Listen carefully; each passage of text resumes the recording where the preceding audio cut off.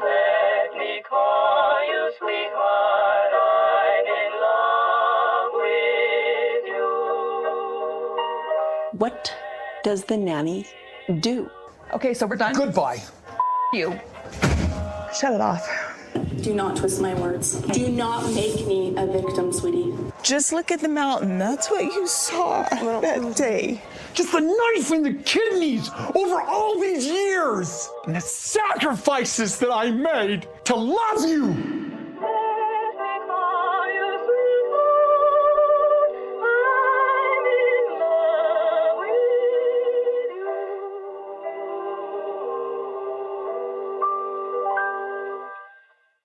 Welcome back, Ember. Hi. You decided to join me again. I didn't scare you too much in our first episode. Not too bad. No? No. Are you ready for season 4, episode 2, Polygamist Date Night? Beyond ready. Oh, it's going to, because there's so many wild highs and lows that I hope that you were buckled in while watching the episode. Oh, definitely. Okay. Yep. Okay. Had my little headset on and everything. I was right along for that flight. Oh, wow. Headset. Wow. Little foreshadowing. Yeah, right.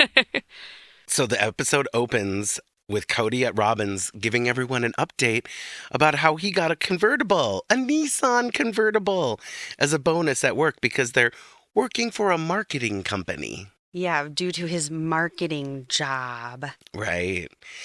Always curious what Kody does and how he makes money. They don't really address it in much detail. No.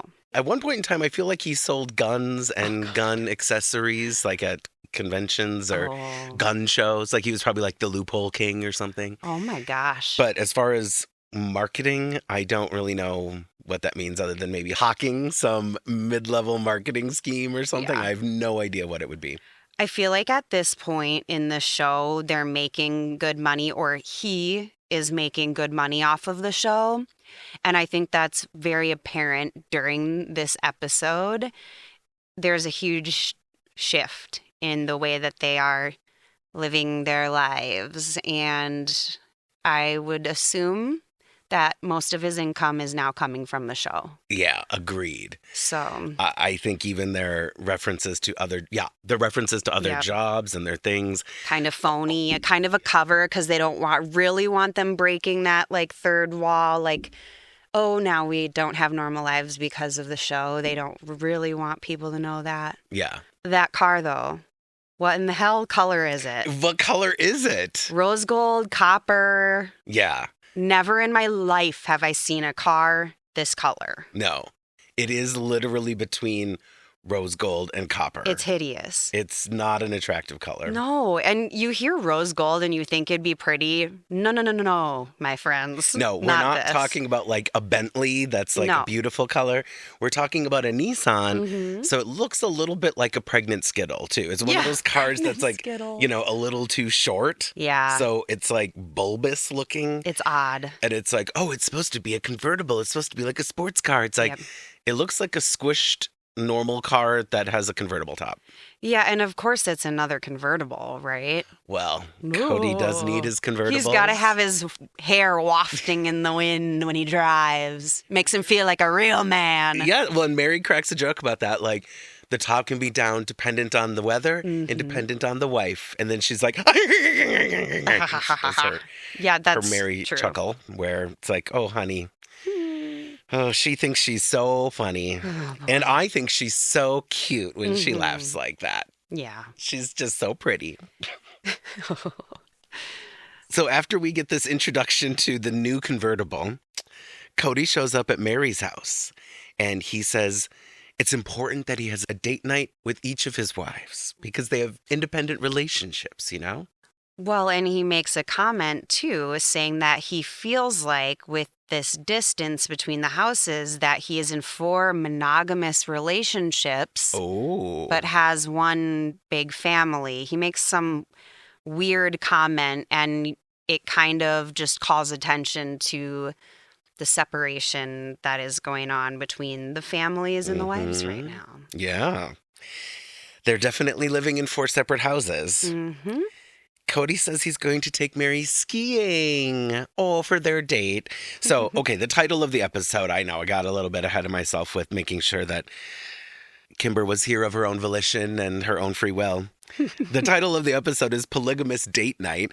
Now, also, we had to search on like not Roku, but on the TV for the episode and purchase it. So it was not on Discovery Plus.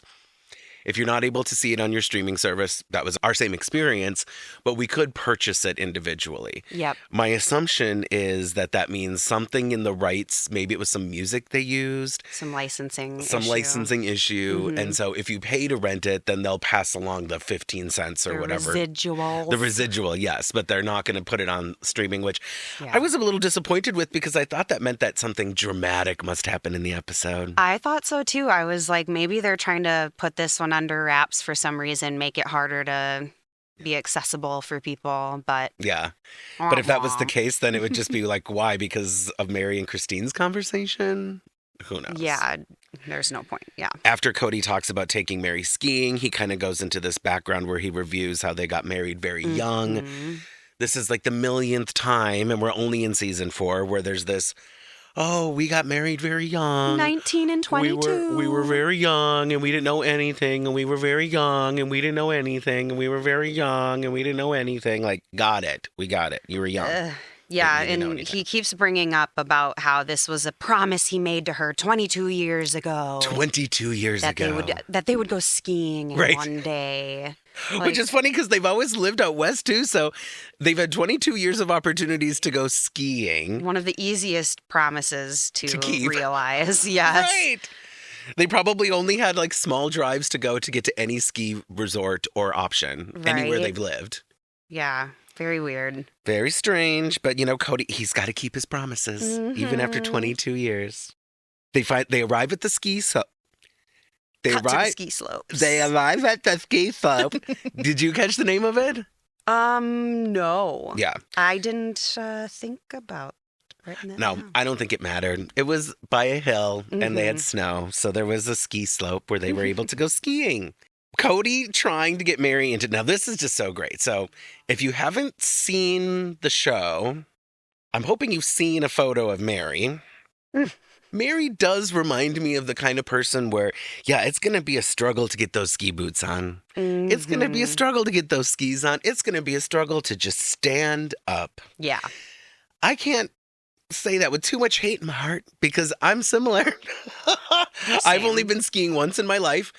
And I had a hard time going down the bunny hill. I was in high school, and I had a hard time going down the bunny hill because there wasn't enough momentum. And so I was like, oh my God, this is going to be terrible. Yeah. And then when I went down the first like green hill or whatever the levels are, I was like, I can do this. Like once you have some momentum behind you, it's a little easier for someone uncoordinated like myself.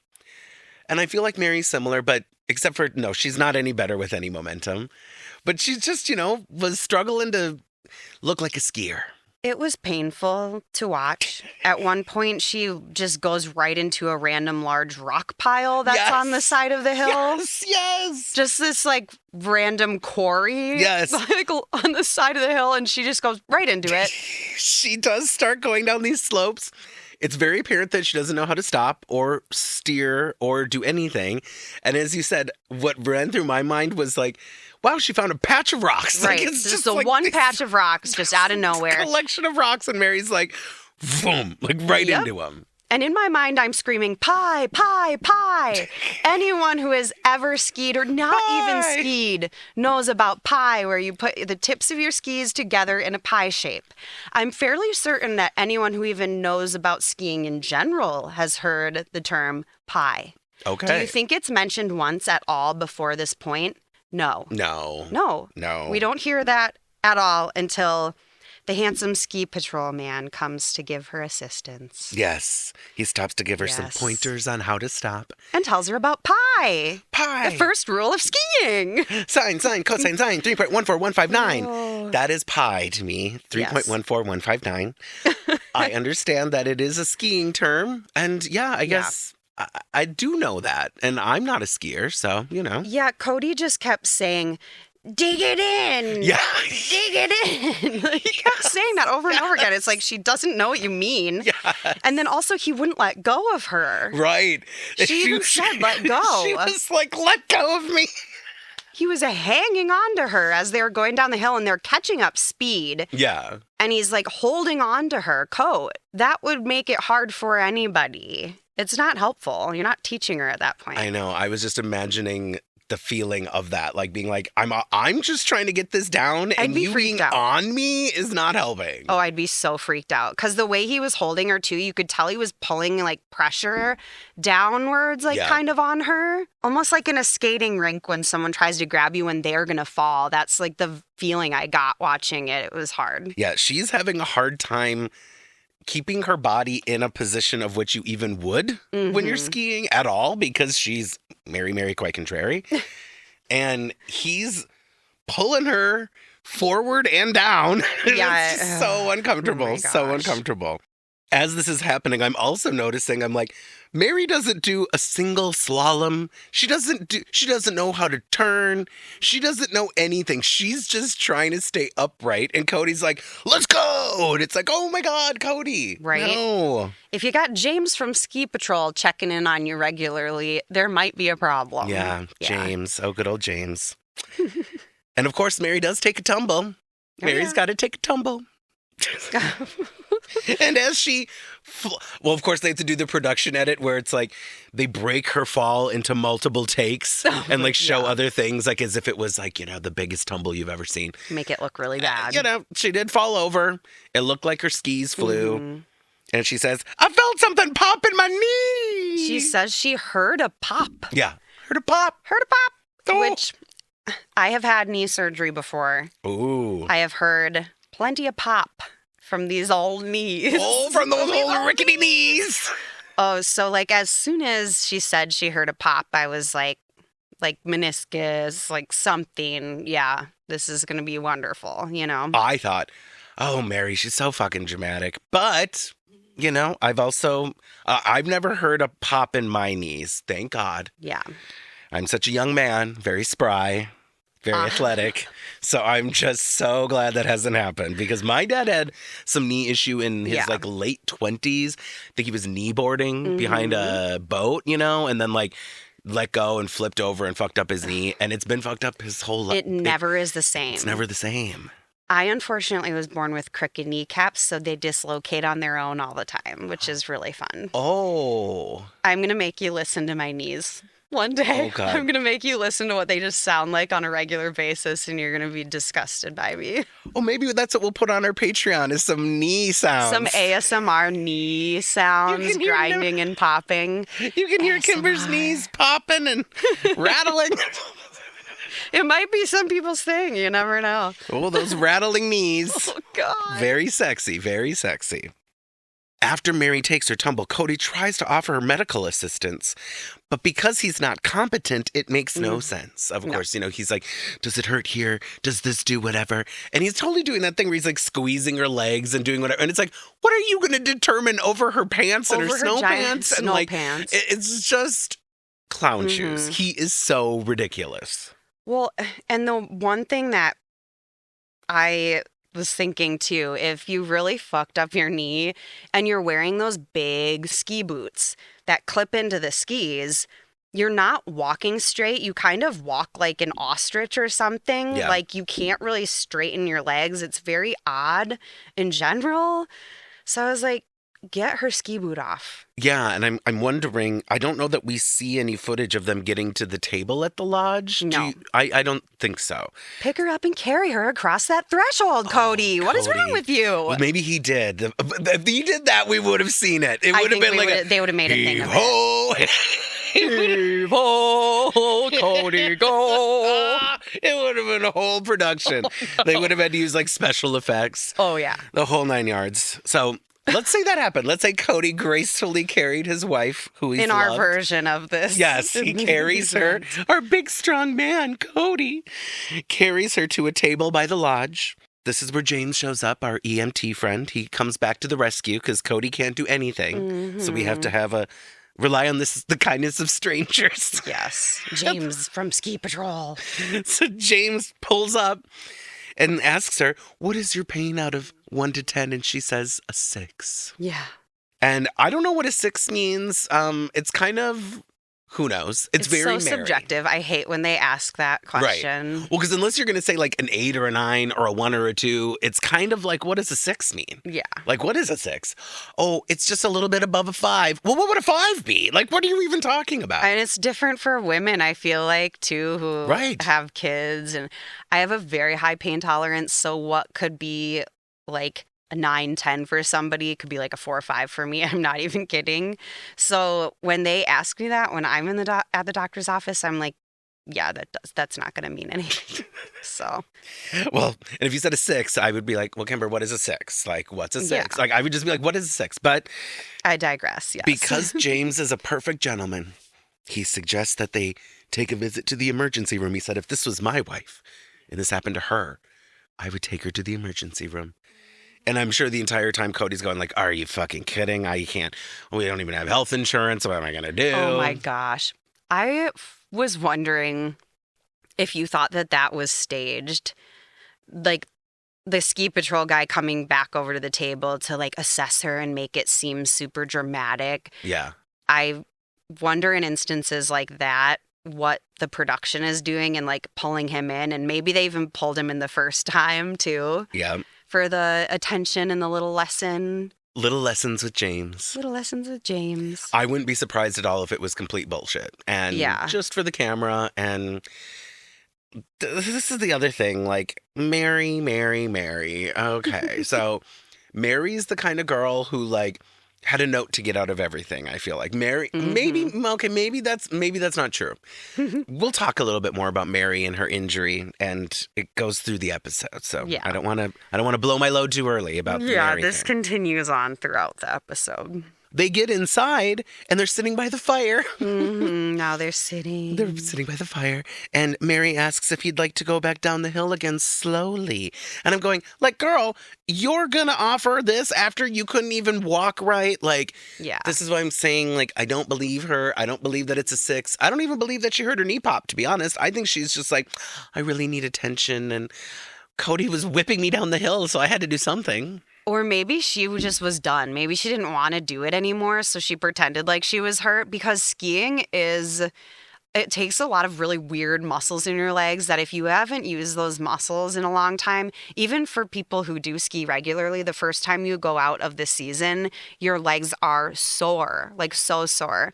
So maybe she just was tired and wanted to be done. I could totally see that. Yeah. There's just something about Meri's injuries here. Yeah. That I'm not buying with 100% certainty. Now, we would never suggest that Meri would fake it. Never. But she probably is faking it.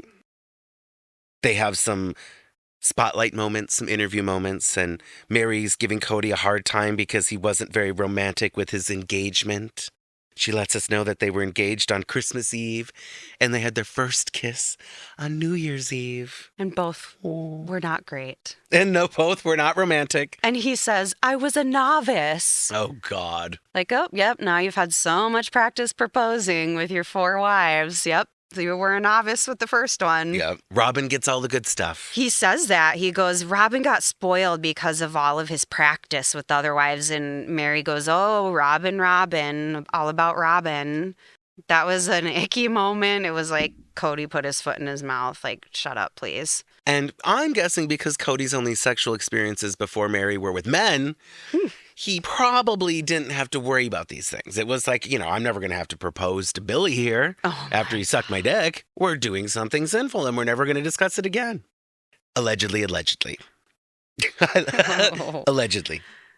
So then we do get a little discussion about their wedding because we always have to go back and talk about their fucking weddings. And show the footage, like the same footage we've seen a million times. Of them in like a gym. Meri says it was a private ceremony, but they had many guests for the reception. In this gym where you can throw a big party. Yeah, and it looked like a high school gym. It wasn't echoey at all. Like, oh my God. I would have an audio breakdown. I would not be able to deal. I would be like, everyone needs to shut up. Well, I wouldn't have my wedding reception in a gym, so no. I don't know what that means. They talk about feeding each other the cake and how Meri bit his fingers. And she makes a comment about, oh, yes, there's always a little bit of finger biting with the cake sharing at a wedding. And I'm like, well, in what world? What world were you living in? That's like, yeah, that's weird. Definitely some polygamist magic there. We don't know what to do right now. This is what we think is sexy. Yeah. He's like, I'm going to shove this cake in your face. And she literally bit his finger because he shoved like more than one finger in her mouth. And it was like, none of this is cute. Like, yeah. I don't know. Did your husband shove cake in your face on your wedding night? No, we didn't even feed each other a bite of our cake. Okay, thank God. I hate that I don't tradition. like it. Yeah. And the men that shove the cake in the wife's face, there's a special spot in hell for them. There really is. Like, your partner spent all that time doing their hair, their makeup, and you're going to shove cake in their face. You can fuck right off. That is the start to a bad marriage. If you do that to your wife after she explicitly tells you not to, or you're a smart man and you just know that she wouldn't like it, but you still do it, rotten hell. That's all I got to say. And he was wearing a white tuxedo. Yep. They were both wearing white. Virginal white. Now, how do you feel about men wearing white in a heterosexual? Oh, I mean, I feel like because it's Kody Brown, it's just very showboaty. Like, you know, it's like Elvis and Vegas vibes. Like, he just wants to be the center of attention. It feels like a red flag to me and a sign that he's self-involved. Oh, yeah. And needs to share the spotlight. And I'm not saying I'll probably get flack for that. The wedding day is about the man and the woman in a heterosexual relationship there. It's not just about the woman. I get that. But if you're trying to like outshine your partner on that day or like be on the same level when you should have hard eyes and be like, oh my God, I've never seen you look so beautiful in your life. And now we match. And I just feel like there's a weird narcissism with a lot of men that wear white to their weddings. And from what I've seen, whenever a man wears white to his wedding, it ends in divorce. Oh, well, 99.9% for sure. Now, I agree. Don't quote me on that either. See, I agree with you because, like, particularly in heterosexual weddings, I mean, there is an element of, like, it's kind of the bride's day. Yeah. It's not just the bride's day. And I think it's important that you said that. I mean, it is about a union of two people. But really, like, if you think you need to be at the same shine level as your new wife, that's just weird. It's weird. Yeah. And Kody, there's so much about the narcissism bit, as we know. Another thing that I think we learn about later in the series is about how he sang at their wedding. He sang a song by Bread, I Will Give Everything I Own or something. And it's funny, I put it on my sister wives podcast playlist on Spotify. But it's weird to get up and sing in a gymnasium at your own wedding. Like, what does that even mean? I mean, it's not like he's a singer. He's just a showboat. I'm a singer, and I did think about recording a version of me singing my song down the aisle, and then I was like, nah, girl, that's too much. That's, like, icky. I mean, I would have to pick on you for that. Yes. I didn't do it because I know better, and I checked myself before I wrecked myself, okay? Okay. And I did get really drunk at my reception and end up singing a song and using the microphone. But by that point, everyone was just having a good time. And then my brother-in-law also sang a song, and we just were having fun with it. Actually being dead serious. Yeah. And like, singing a song. Standing there with the mic. Yeah. Like, dinner's coming, I'm going to sing us a song. And there's no alcohol involved. No, these people are sober. Biting each other's hands, shoving food in each other's faces, wearing white tuxedos, and singing at one's own wedding. It's all just like giving me very like high school, very first kiss, like, you bite their lip because you think it's sexy and you bite it too hard and you're like, what the fuck was that? And you're both confused. The whole Is there a wedding story you wanted to share like around that, Kimber? Oh, God. I mean, I was a natural, of course, but I did need to slow my roll a bit. Yeah. You get a little too eager. they do go into, you know, the different levels of like severity with the Mormon like traditions. With the fundamentalist, the fundamentalist, like no kissing, no touching, nothing. You have a chaperone for your dates. So it does make a lot of sense that it would be like that at their wedding, and it's painful to watch. We'll just say. It doesn't make it any less awkward. And we are forced to see this footage time after time after time with this show. And again. One thing that Kody says that I feel like is worth pointing out is we were high on life and young in love. And I'm like, okay, Kody, you were high on life and young and in love. You said that about Meri right here in this episode. Yep. So in the future, when he's like, I never loved these women, it's like, no. You spent years talking about being in love with them. Mm-hmm. And if you were lying then you're lying then. Or you're lying now, you're lying both times probably. Yeah. So you're just a liar. Yeah. Narcissist and a liar. So now it's early morning, and we're at Janelle's home. Birds are chirping. She said something like, well, the kids have to be to school at like 6:30, so I'm up at 5:45 or some shit. And it's like, oh my God, I'm not jealous of you people with children that get them ready before school or daycare because it sounds like a nightmare. It's so fun. Yeah, terrible. I remember it as a kid. It was bad enough as a kid. I can't imagine doing it as an adult. And we do have Gabriel and Garrison who are arguing about a video game. Yep. Something about, oh, well, you are on your video game all the time. Well, you play my video game more than me. And it's like, okay, no one cares. Little boys, young boys. Yelling at each other. And Janelle tells them not to communicate at all. There is no reason for you guys to even be communicating at all right now. Yes. She said the word communicating like 10 times within a minute. Like, don't even communicate with each other. So like, good. They're so at each other's throats all the time that she would rather have them pretend that the other one is dead and not talk to each other. That's kind of where they're at. Yeah. I'm sure there were times in my home as a child, my childhood home, where my mother was like, just don't communicate. Like, just stop. And I know you will get there. Like, just stop. Just leave each other. Literally, just stop. I've already been at that point, and one of my kids can't even talk yet. So I barely can talk. Barely talk. Please stop talking. Yeah. Oh my God, so good. Janelle tells Gabriel to go wake up Savannah nicely. She's like, nicely. And I'm like, oh, this is so good. Because obviously it's foreshadowing to how it's not going to be very nice. Yeah. So he goes to Savannah's room and tries to get her out of bed by at first just kind of shaking her a little. And then it's, pull off the blankets. And then it's jump on her body. And then it's shove her to the side of the bed. So we're escalating and we're escalating.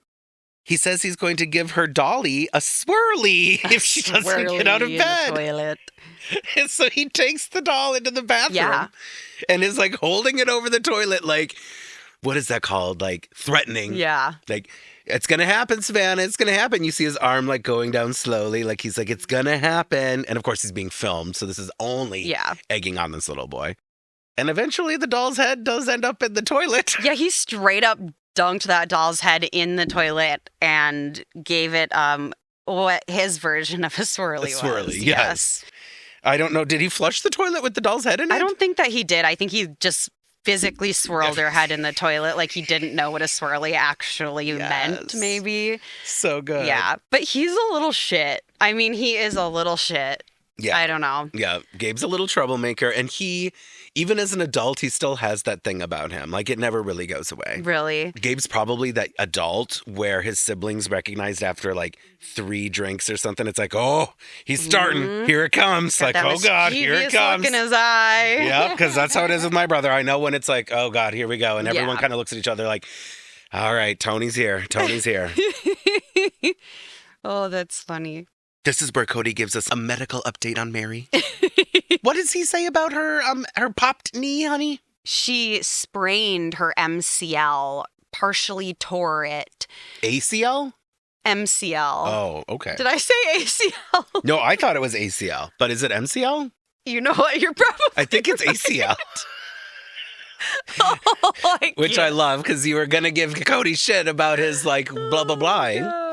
But yes, partially torn or sprained ACL. Which, isn't that a huge difference?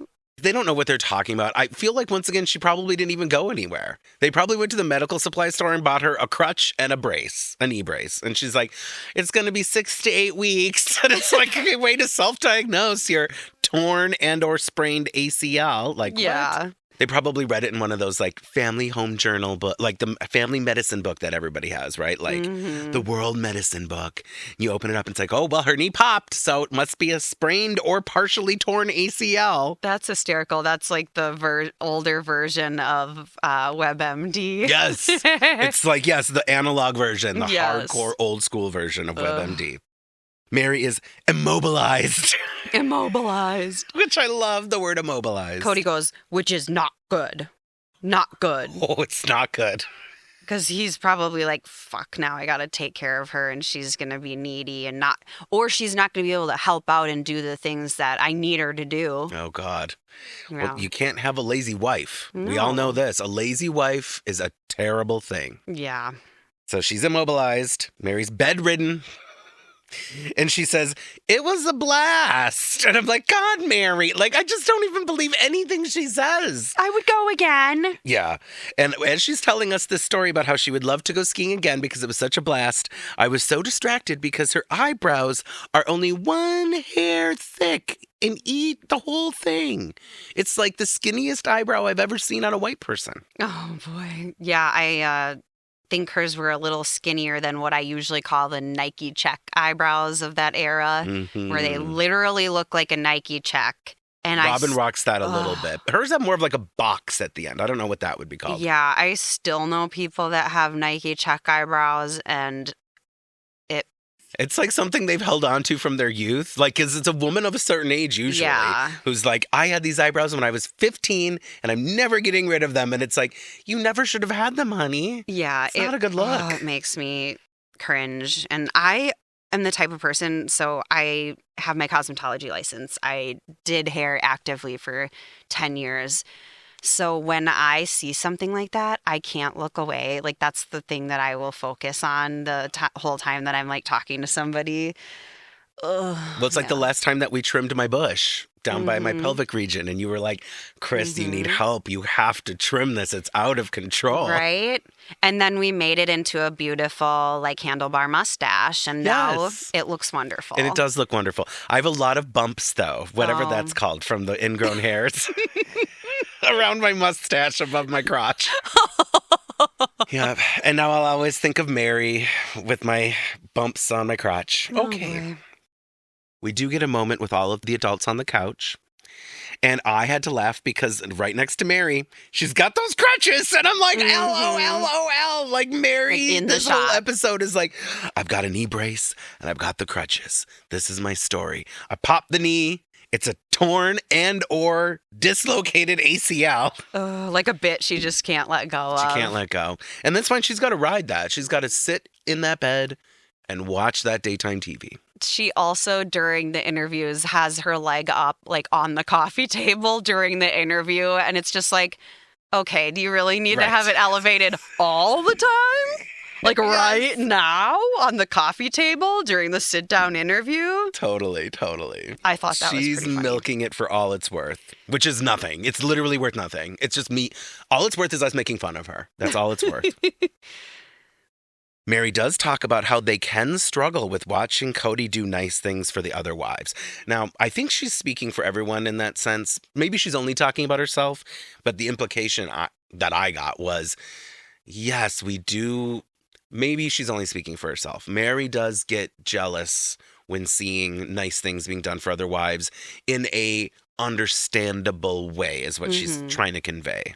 So she kind of at the beginning, she's talking about her own jealousy, but then she mentions that there are sometimes things that she doesn't tell the other wives that Kody does for her because she doesn't want them to feel that way towards her. Yeah. So she kind of is projecting. And I mean, I would assume that her intentions are not bad by sparing these stories or details if her real intent is to not make anyone feel a certain kind of way about it. Yeah, if she doesn't want him to feel jealous or feels like it'd be rubbing it in someone's face that maybe it's something they had wanted to do as well that they didn't get to do. But what a complication with your spouse, okay? That would So be like weird. you and I are married to the same person and then they're doing something for me that I don't want to share with you because I'm assuming you'll be jealous because of our history of probably my own jealousies of what he's done for you.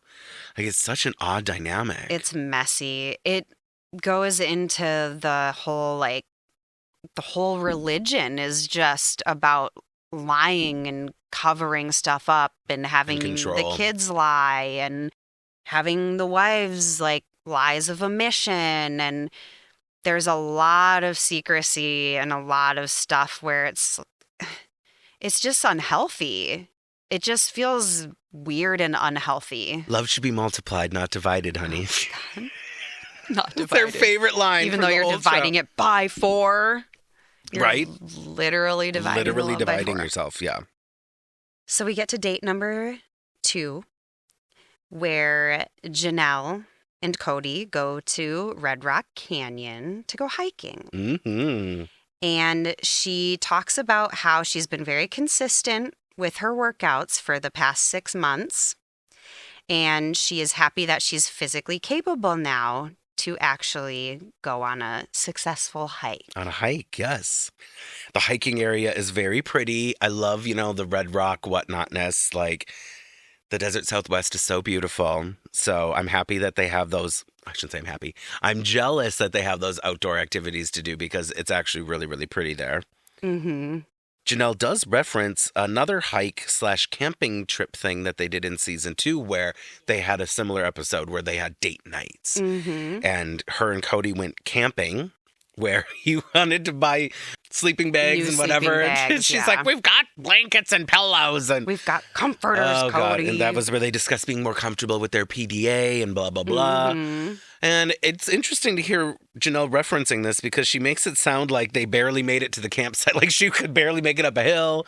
Yeah. She was really out of shape. And they show her when they first go to the gym and she's really is out of shape. So, her workouts, she says, seem to be paying off. But Kody makes a comment as they're on the hike. Like, he says, you're fun to go on hikes with now. Right. Like, oh, you're actually fun to do this with now. It's like, shut up. I know. He has to take every opportunity to be an asshole that he can. It was like, yeah, just an unnecessary dig. We get that they're calling attention to this, and it's like the shtick for their part here, but I don't know. But it's classic Kody because you could give a compliment like, oh my God, I just love going on hikes with you. You don't have to say it like that. Or like, hikes have always been fun with you, but now we can just go a little farther and it's fun. Like, come on. I don't know what his he's got many problems. I think that he does this a lot where he does some what they call nagging, where they make a compliment, but it's backhanded. So it's like, oh, I'm giving you a compliment, but I'm also taking you down a peg at the same time, like push-pull. And I think that's atrocious. I hate that. Yeah, he does do that a lot. Yeah. I got a chuckle. Oh, God, so now I'm going to be negging. No, I'm just kidding. I'm not going to even pretend there's a compliment in here. Janelle being like, sandwich. I can get off the couch without pushing, and I can do a squat with weight on my shoulders. And I was like, oh, God. And I hate to say it, but it is a reminder of just how out of shape Janelle was. Yeah. And like, if she's in a better place now, that's great. It's not like she looks like, stop the insanity woman. She's not exactly, like rocking the Jane Fonda look. But yeah. At least she can get off the couch without hoisting herself and can put some weights on her shoulders and do squats. So that's good. I think of like the pregnancy rock where you're like so big in front that you put your hands behind your back and you like kind of rock yourself a couple of times to get that momentum to get like up out of the couch or whatever. And I kind of looked over at you during that point because I was going to laugh because I was thinking, oh yeah, I know how that feels to have to rock up out of something, and to have that just be your everyday would be a lot. It would be a lot. Yeah. And remember when they were at the gym and Bill was talking to her about, what the outcomes were likely going to be because of her health. And she was very much like, I know, I get it. And it's a weird place to be in when I've been out of shape, I have been overweight and been like, this is what it is. Like, I get it. Like, I rationally understand it. I'm not in denial about the situation. I'm just not motivated yet to change this or something. And they do talk a lot, like during weight loss, programs, non-scale victories. And Yeah. I like that she's focusing on that because I think she says she's only lost like 10 pounds. 10 pounds, Yes. but she's lost 16 inches. 18 inches, I think. 18. That's huge. That really is huge because you're gaining muscle weight. And so you're gaining muscle mass. But losing those inches, that is huge, and it makes you feel more comfortable and you are able to do more. And I don't even like to weigh myself because I always am like, it's how I feel. And it's like, I can wear these jeans that I love to wear still, and that feels good to me. I don't really need to know how much I weigh, So I really do like that she's focusing on that part of it. I think that's healthy. Like, that's a very healthy mindset to have. Agreed, particularly with the baseline of muscle weighing more than fat. Yeah. And so that's such a, like, it can be such a deterrent to people that are doing both, doing weight loss and muscle building. And it's like, if you're not, I think it's great that Janelle's losing the inches. That's wonderful. Kody and Janelle are on the couch having a little bit of a spotlight moment. And Kody starts talking about how Logan was his firstborn child. And Kody and Janelle both talked about how the kids brought their young relationships closer together. Yeah. And so, once again, kind of a discussion of the like struggles at the beginning. Janelle joining the marriage with Meri and Kody. They were very young. They didn't know what they were doing. There was a whole bunch of shit from the book about Janelle feeling like they were a couple and she was like a guest in their house, like just weird shit, and then she got pregnant with Logan and had Logan, and Kody was very happy about that, his first child. And he says something like, they're going to be together forever. Yeah. I was like, oh my God. So here is an instance where you see a Band-Aid, an unhealthy Band-Aid being put on a shitty relationship situation of having a child to fix a problem, or saying that it fixed it's the fixing problem. a problem. Yeah. And then all of them had kids, so it was even more. It's like Band-Aids on Band-Aids on Band-Aids. Like, we all started having kids, and then all of a sudden we're all like busy. Right. Now we've got this, blended family, and it's important to keep the family together. Yeah. It's like, okay, the dam's about to break, and you just keep trying to add more shit to block the holes because the water's about to go plummeting through. She does say, too, that she sees them staying together and very involved until they die, even when the kids move on. So she talks about how a lot of people, like after the kids leave, they don't have anything in common anymore, and people, can separate and relationships change at that point. And she says that she thinks they're going to stay very strong and involved and be there for their grandkids. Yeah. Which is funny because they don't even make it till all the kids are out of the house. So Thanks, Janelle. Right. Yep. Now we're going to cut to Christine's house. Early morning. She wakes up. And everyone's getting ready for school. And Christine tells us there's going to be a daddy-daughter dance. Daddy-daughter dance. For Valentine's Day. Yeah. So apparently this is in February. There's going to be this daddy-daughter dance at school. She says that Gwendolyn asked Logan to be her date because Kody has several daughters that he needs to be an escort to. 5 daughters, I 5 believe? girls, 1 Kody. 5 girls, 1... Sorry. I didn't mean it to be that kind of reference. Ooh. Oh, God. Well, I mean, if you're not talking about his children, you're talking about his wives, then it's 4 girls and 1 Kody, so it's not that much of a difference, Oh, my gosh. Insert the porn video cover that you want, if that's what you were thinking. I'm not saying you were. Not saying you were. Yeah. Gwendolyn makes a comment that kind of is like a little heartbreaking, where she asked Logan to be her date because she wants someone all to herself for the dance. Oh, like, she doesn't want to share for the dance. Yeah. And it's very sweet. It's like touching, like you asked your brother to be part of this situation, but it's also a little heartbreaking because she doesn't get to have that special connection with her dad. During it. Yeah. I'm curious what it would be like to have been a whatever on the wall watching this daddy-daughter dance where Gwendolyn's there with her brother and like, are people asking about that? And she's like, yeah, no, my dad's here, but like, I'm with my brother. Like, I just wonder what their comfortability level is, you know, like what is she, because she felt comfortable enough saying that she was just hoping to have someone all to herself. Yeah. And that's understandable. Yeah. I don't know. It was cute and also a little heartbreaking at the same time. Yeah. It was both things, so yeah. Christine is going to stop by Meri's to see if she needs any help because of, you know, her broken leg. Yep, she needs some help. Meri's got that peg leg. She's in bed leg. with a parrot on her shoulder, a patch on her eye.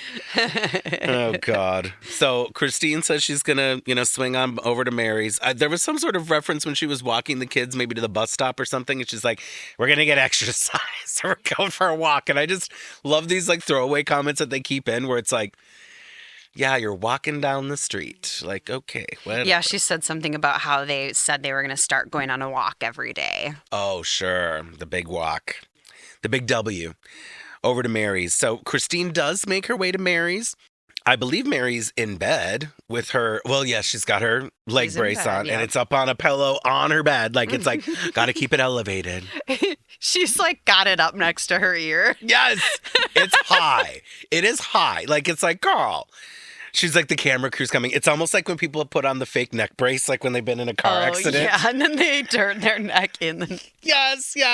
But it's just Meri with her leg up super high. Like, girl, you're fine. It's a fake injury.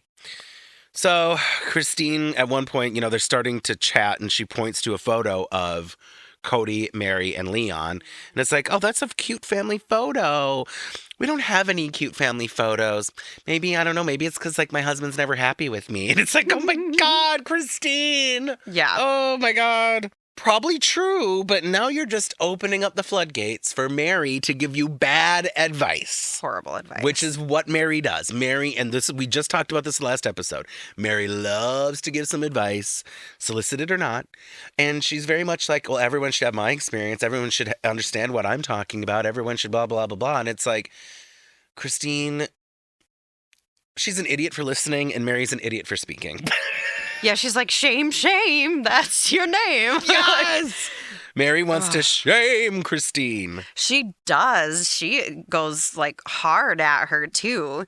She says like Christine needs to change and it's hard for guys to say that they're wrong. So she shouldn't expect it. Yeah. Ridiculous. Yeah. Ridiculous. Yeah. No matter how hard it is to say that you were wrong, that is bullshit. Mm-hmm. And also, it's not like Christine was teeing this up with like, well, Kody's always wrong and I'm always telling him he's wrong. It's like Meri's just like, well, I know your patterns. I know everything. Yeah. And Kody is never going to say that he's wrong. So you're just supposed to adapt everything about yourself to fit this narcissist who will never acknowledge that he's wrong. Yeah. She literally says you just have to work through your own issues. Yeah. All right.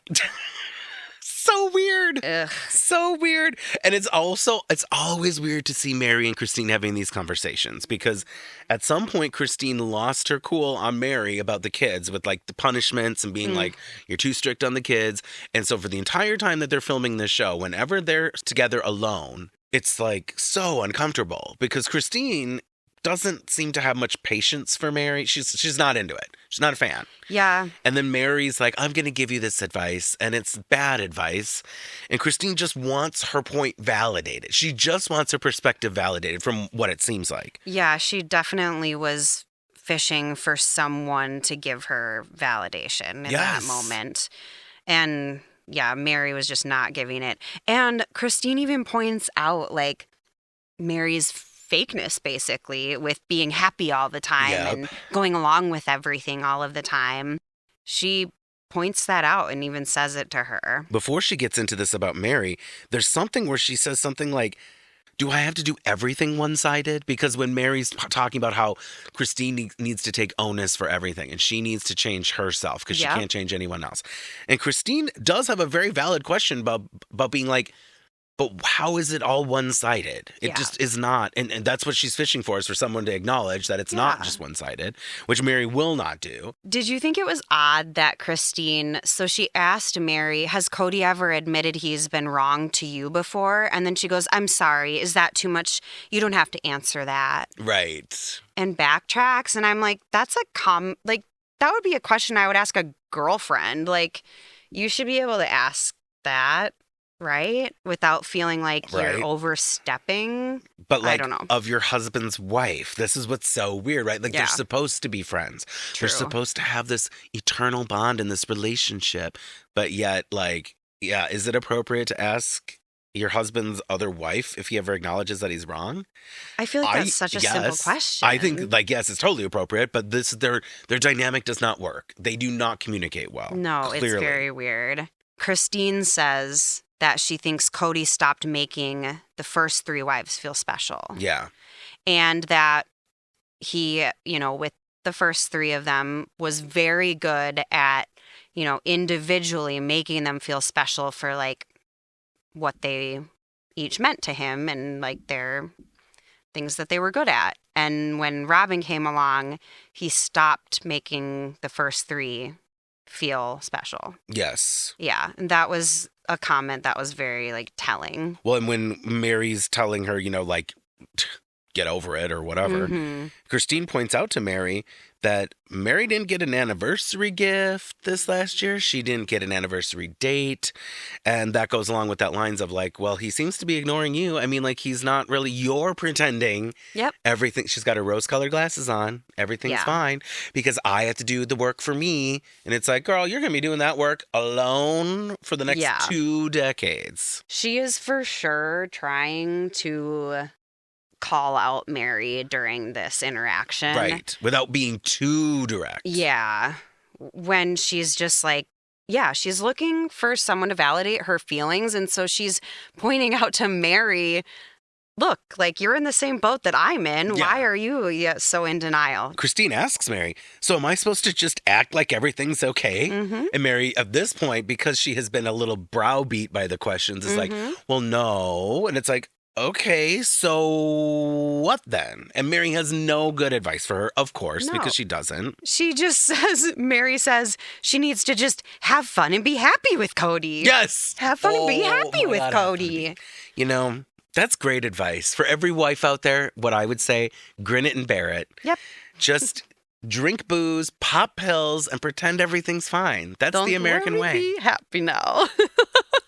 Yeah. Like, it's a black and white TV show. Yeah. You're June Cleaver and everything's fine. Everything's great. I'm only here for the good times. Christine says she's still having issues with jealousy with Robyn and the courting situation, about how that's a whole deal, that she thinks that this is the root of their issues. But to me, it doesn't ring true that Robyn joining the family is the root of their issues. I think this is where it's like the latest thing. It might have pushed her over the edge. I think it's the fly that broke the camel's back. Okay. I think that... The fly that broke the camel's back? Isn't that what they say? I think it's the needle. No. The straw that broke the camel's back. That fly. Oh, that fly landed on the camel. Bzz. Yep. Ah! My back! My hump! My hump! Not Meri's knee and your hump. Oh my God. The fly. The fly that broke the camel's... Why did I say that? The fly that broke Meri's meniscus. I don't even think I've ever said that before or thought that it was that. It was an interesting mix-up, but it's okay. Oh, God. Robyn being courted was the fly that broke Meri's meniscus. And we all know that it's true. Oof. Well, they do make a comment, too, about how it's been 16 years since the last wife, which was Christine. Yeah. So, after 16 years, you'd be comfortable, and you would be so comfortable. So then to bring this other person in, it would definitely be the fly that broke my back. Yes, 100%. That's for damn sure. 100%. Yeah. The idea that Kody did balance things well with 3 of them now... Christine is very much trying to highlight that things are not balanced with the 4 of them. Yeah. And this has been a thing since the beginning. And we all know that that's true. Obviously, he's in love with his soulmate, Robyn. Meri gives this terrible example of an ungrateful child and how that's how Christine is behaving. When you do something for Gwendolyn or what, she names a child and then they're unhappy with whatever you did for them. And it's like, well, why am I even doing this for you? And it's like, they don't appreciate it. It's like, God, Meri, why? You're giving this man too much grace. This is so he's allowed to act like an ungrateful child. Meri is so delulu. I cannot. Very delulu. But that is part of her upbringing, right? Yes. Like, you better make the man happy and he can act however the hell he wants to you. It's your job to make him happy. Yeah. You're the only one that you can fix. Oh, who said that to her how many times in her life? Her mom, Bonnie. Her mom, Bonnie's like, the only one that you can fix is yourself. Like, oh my God. And she probably hated that when she was younger. She was like, fuck, Mom, stop saying that to me. And now she's saying it to all of her sister wives. Now she's saying it to Christine. We do get a brief break where we cut to Robyn changing Solomon on this baby table thing. Random little break. And she says she can't visit Meri because she has 4 sick kids. As the baby's like hacking in her face. As Saul literally burps and coughs at the same time and makes an ungodly little baby noise. Was this the point where the pacifier popped out or was that later? I don't know.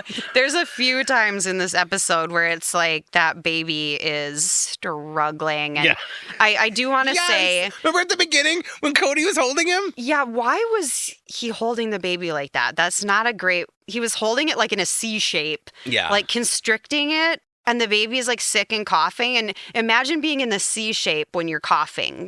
Get it together, Kody. Get it together. But the baby is struggling. And I do want to say for everybody that they did take the baby to the doctor. So she's not just letting the kids suffer, but it sounds pretty awful. It sounded awful. There's the 2 things that stuck out to me as LOL moments, even though it's God. The Kody holding Solomon in this weird position, and then Solomon's head is to the side while he's in this C shape, and his eyes are all red and bulbous, and his skin is pasty, and he's a little chub, and he's like, and Cody's just bouncing him in his arm, and it's what are you doing? Put him over your shoulder, give him some pats on the back, get that cough out. It looks so unnatural, and as you said, for Cody's 723rd child, you'd think he would know how to hold a kid. That's why I was this is the shit that pisses me off to see. You try to be dad of the year every year to all these kids, but you don't even know how to hold a fucking baby. Get it together. And so the first one is this terrible footage of Solomon looking sick as fuck. And then the second one was, I don't know if it was this moment with Robyn talking to camera about Meri or if it was when we get reintroduced to her later in the episode. But Saul is laying on the changing table or on the whatever and coughs and the pacifier pops out and shoots over the side of his head. And I was like, oh my God, this footage. Yeah. I think they use the same take for 2 separate days, 2 separate times. I think they're trying to give her more airtime because both of those clips that you're referencing have nothing to do with what's before or after in a way that's meaningful at all. And there's more filler when we get to Robyn's segment where Cody's talking about the children and there's shots with the whole family where he's holding the kids. So it's they're using even more footage in places to make his daddy vibes even better. And it's this wasn't even the same day or the same house. My God. But they do have lazy editing on this show, and we are lazy watchers. So a lot of times people are probably just burr, burr, burr, burr, and it's okay, this is completely fake. It was obvious in this episode, I think probably because they were sick, they maybe didn't get as much footage of the family at Robyn's, so they're having to kind of piece it together like a Frankenstein. We'll see more of that for sure, whether they're sick or not. So we see Kody and Christine. Cody's picking her up in the new convertible. Ooh, the sexy new convertible. The gorgeous copper convertible. It's just so gorgeous. It's gorgeous. Date number 3, paintballing. They're going to go paintballing. It's very romantic. Takes her to go paintballing, and she says that it's cheap therapy. Oh. It's a good way to get their anger out. Shooting each other. Cheap therapy. Hey. Shooting at your husband. At the shooting range or the course or whatever that's called. I don't know what those things are called, where there's like all the crap outside, like fish houses and big tires and whatever. The range. I think it would be like a course. A course, kind of. yeah. I did do that. I did it one time. Same. Like in a group activity thing, and it was very fun. I agree. With a group. Yeah. Mind you. I had a good time when I did it. I don't think I would have fun just doing it with my husband. I love my husband dearly. Love him to death, but... You wouldn't want to shoot him with a paintball gun? I mean... Well, that would be fun. If he held up his shirt and was like, shoot me with the paintball gun. Like point range? Like whatever? Yes, at close range. I also had a taser when I lived downtown, and I tried to get him to let me tase him. Oh, God. Did he let you? No. Yeah, I don't blame him. He would not. I would not. I mean, in the thigh or something? Like, come on. I would be like, I'm calf? not your guinea pig. Like, okay, let me tase you, and then you can tase me, and let's see if you want to do it, I would do it. Oh, God. See, that was the wrong... All right, how many people want to see me tase Chris on camera? No. It could be one that we actually record. It's the other way around. I'm going to tase you. You're not tasing me. It would have to go both ways, sir. Well, I'm not signing up for that. Cheap therapy? Oh, God. Do we need it? I don't think we I don't think we need it yet. I think we're still in love. Let's wait till season 5. We'll see. We'll either paintball each other at close range or shoot each other with a taser. It's only episode 2 together. I don't know why we're talking this way. God, I thought we were in love. I'm like, I'm not married to you. You're not tasing me. Oh, no, you're not tasing me, bitch. Oh, God. It's been a while since I've even brought that puppy out. Bad boy. Anyway. Kody lets us know that when we talk too much, we bring up our problems. So this is a good activity because we don't need to talk. He says they can't start talking or the problems come out. Yep. And they don't want to address them. No. He literally is like, we don't want to talk about our problems. Oh, my God. And he's trying to explain to her, like mansplain to her how it works, like to hide behind the stuff and shoot between this stuff. And he's like, I feel so guilty. You're covered in so much paint. Like he won or shot her so many times. It's like... Gross. Luckily, I blocked out most of that experience because I was like, I don't even care. Like, this is terrible. He's like, I'm going to take out all of my anger from all of my wives on you with this paintball gun. Oh, no. Well, She's got like triple the shots on her. She's a trooper, and she gets shot with some paintball bullets, some paintball things, balls. Mm-hmm. And then Kody's going to surprise her with the second part of their date. Oh, and it just makes me want to puke. He's all like, I'm going to surprise you. I'm going to surprise you. And then they do a commercial break and they come back and she's like, oh God, Kody, oh God, Kody, oh Kody. And it's just like, oh my God. And there's a helicopter. So they've left the shooting range to go to the parking lot where there's a helicopter waiting for them. Cliche. And she is completely shocked. Doing her fake Christine happiness, which is just whatever that is.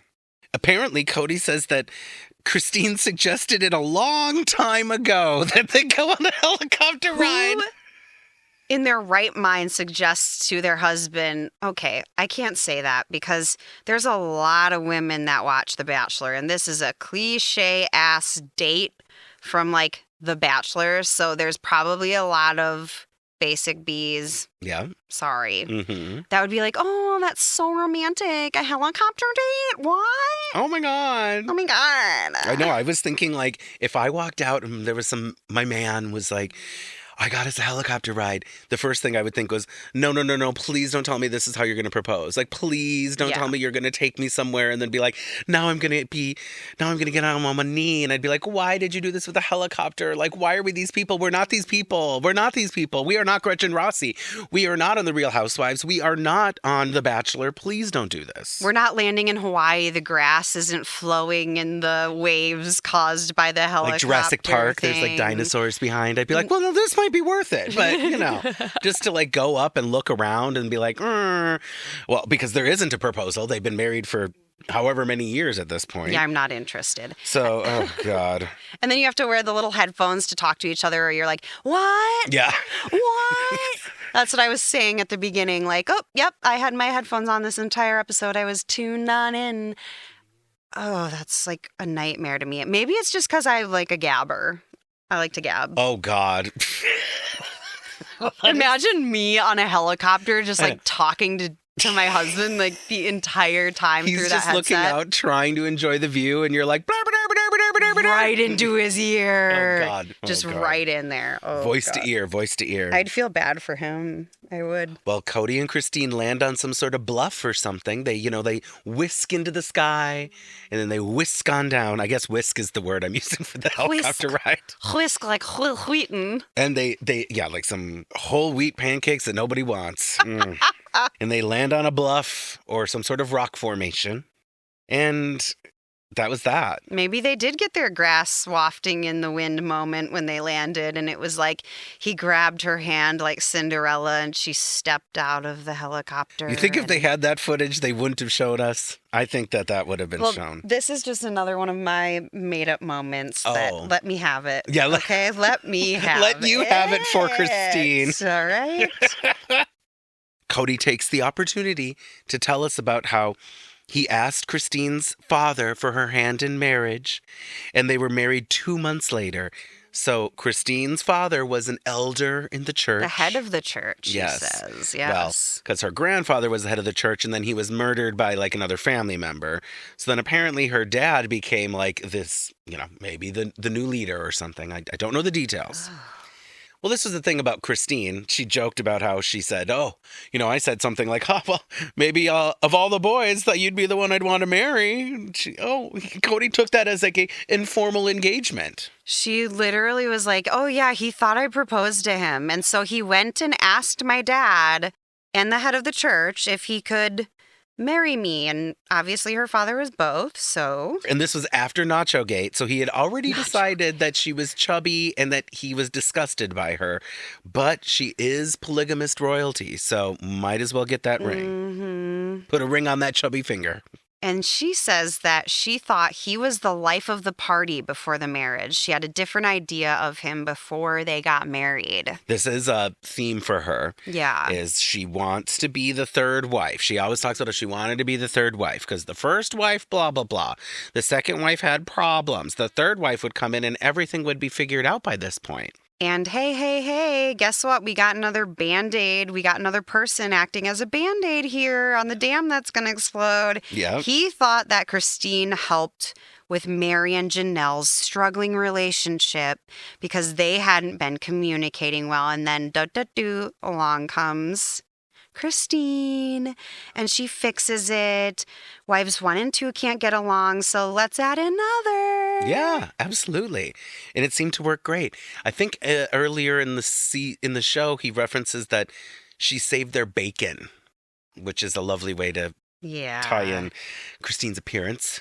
Oh, God, I just feel terrible. They just keep using people as Band-Aids and pig references. Let's add more babies. Let's add more wives. We'll fix it.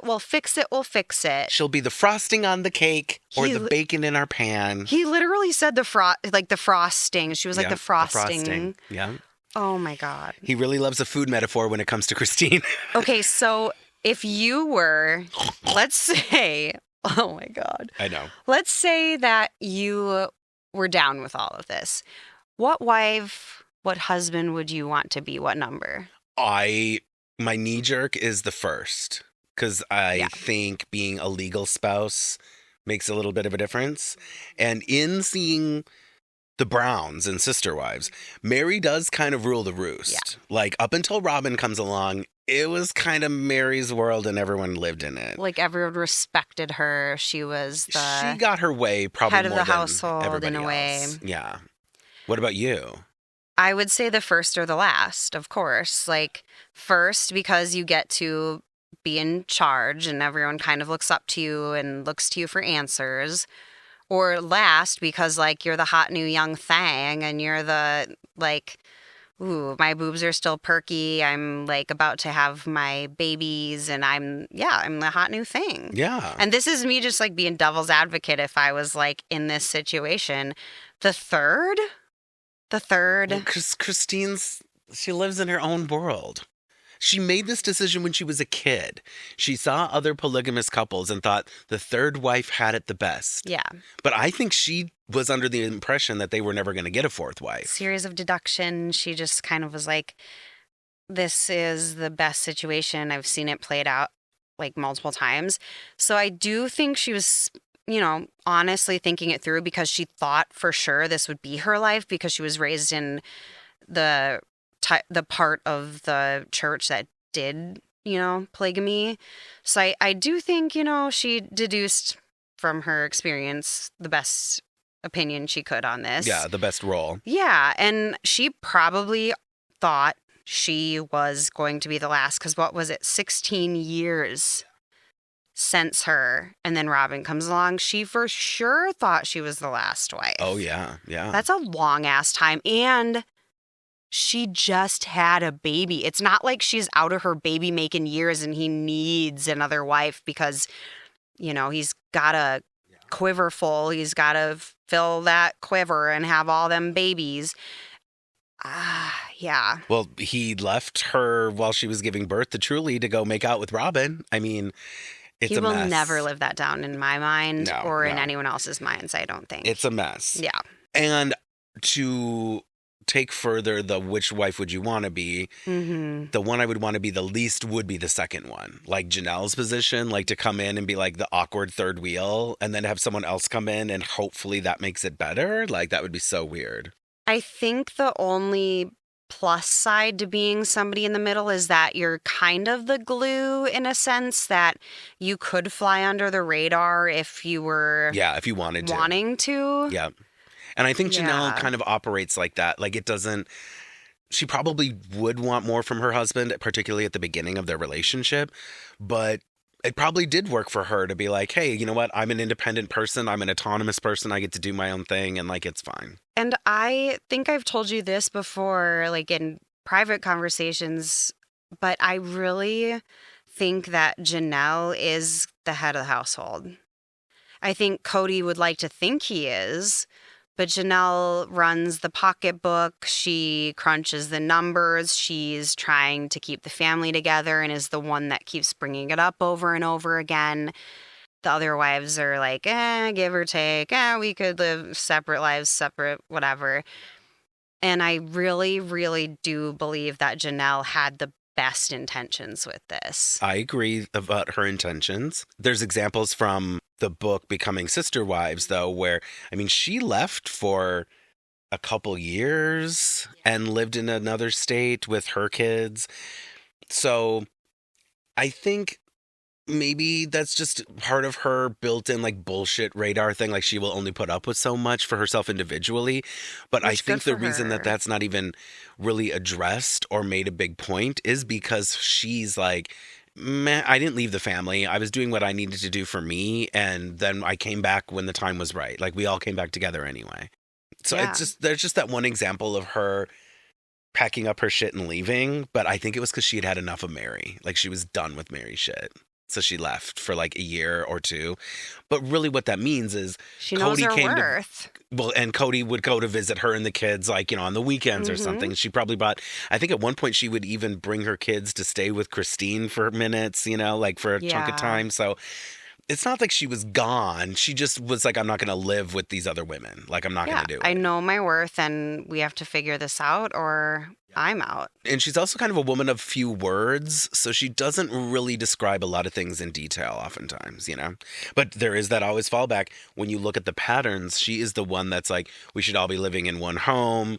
All the kids should be supported. Like her relationship with Kody is very much about the children. Yeah. And not in a way that makes it seem like she's band-aiding. Like just that's what she wants. I think she's band-aiding. I think she truly thinks that her way would work and she's getting frustrated that it's not playing out that way and that nobody's like listening to her. She's like shaking people and trying to get them to do the right thing that would make it happen, but it's not happening. And she's the one that wasn't raised in polygamy. So she's the one that had a burning bosom. She had the voice from God tell her, you're supposed to live this lifestyle. Okay. She had her hands perched under her tits. Under her tits. And she had him in a T-Rex position and she was bouncing.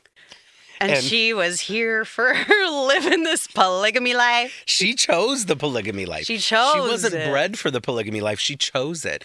And her family tried to have an intervention. She was disowned by several family members. It was a whole thing.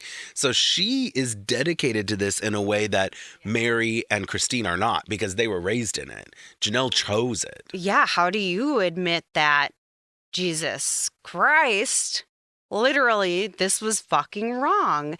When you let your you let go of your family and walk away for this. Yeah. How do you admit that? And how do you go back?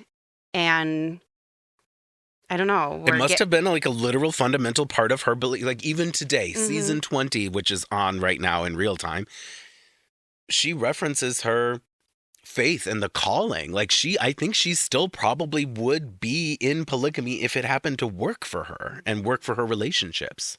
I think it actually probably would work for her if she had found the right I think so too. family to be a part of. I think she's the one that's really dedicated to the lifestyle. Yeah.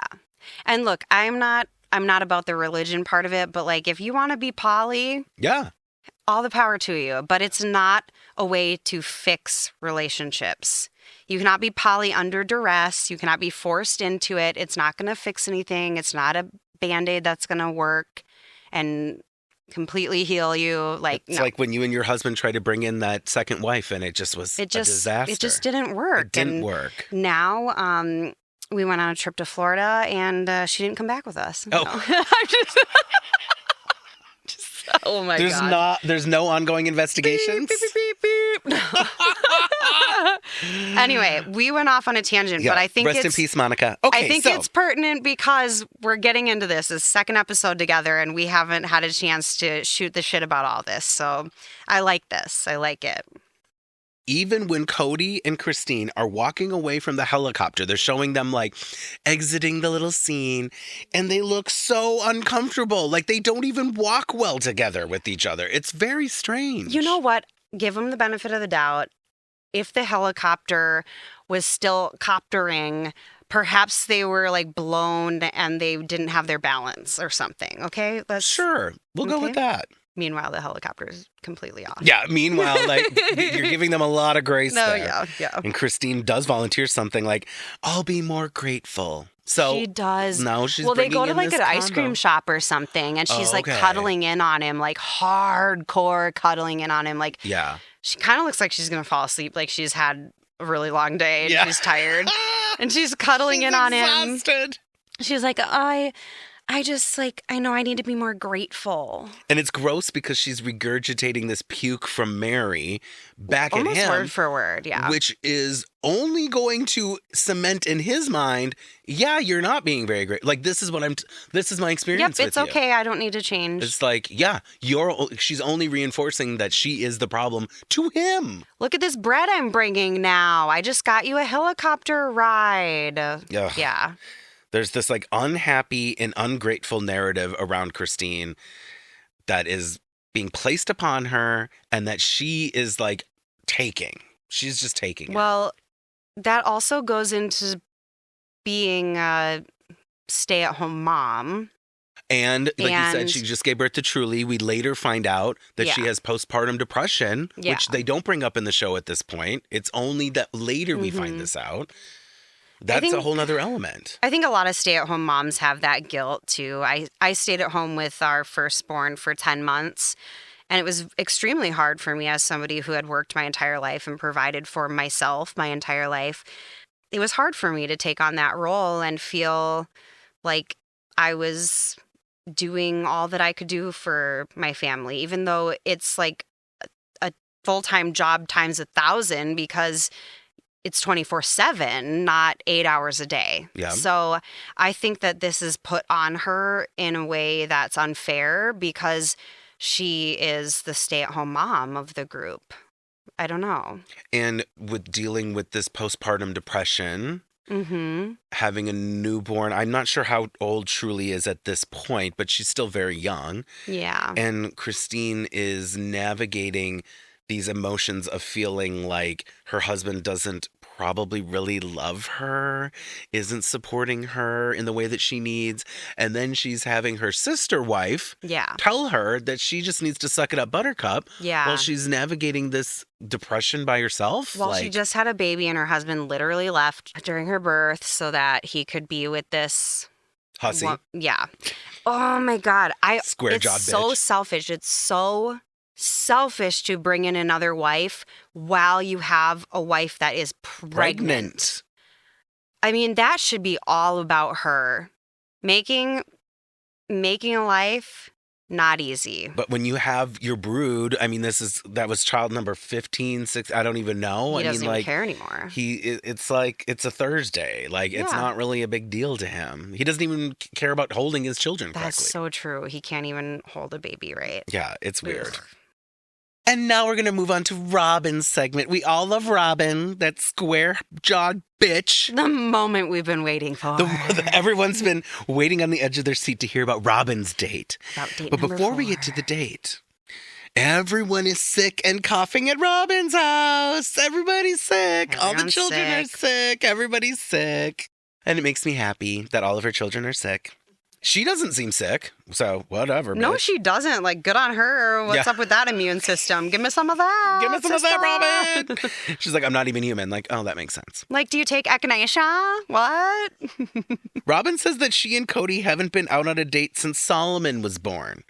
And of course, I'm going like, well, when was Solomon born? Like 3 weeks ago? Like, I mean, I don't know how old he is. If it's February, he was born in October. In the last episode, the first episode, wasn't it that he was 2 months old?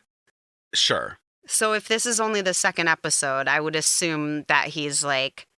Well, if we're talking around the time of a daddy-daughter dance for Valentine's Day, like let's just say that week. You're right. Then that would be February, and he was born in October. So we got November, December, January. So maybe he's 3-4 months old. Why would the first episode be that long before this? I'm sorry, this is getting off. No, I don't know. It's very weird. Their production schedule, I mean... The last episode was about the Christmas rental, right? So that was back in December. So even October to December, that would be 2 months. And now you're adding another month or two. Who knows what their filming schedule was all about? Well, yeah, this goes into production. Like sometimes episodes were meant to be part of another season and then they pull them into another season and it just doesn't even make sense. But they just hope the viewer is like, in the Lost Tell-Alls at the end of season 3, they reference footage that's going to come up, I believe, in the next episode where Robyn and Christine sit down at a breakfast and they're talking about something. Like they go out to a meal and they reference that in the Lost Tell-Alls.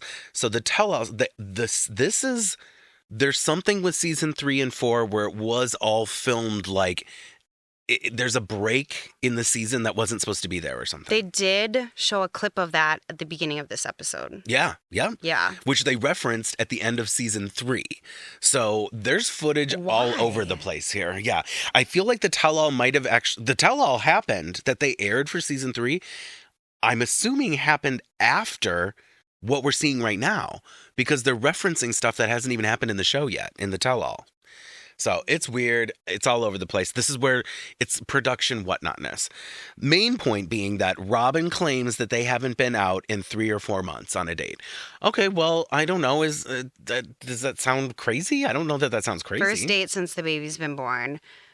It does not sound crazy at all. Right. I mean, No. I don't think people are like, oh, I'm leaving my month-old child at home while going out on a date. I don't think that's the most common thing. I mean, I think that my in-laws or my mom probably would come over and let us sleep while she watched the newborn.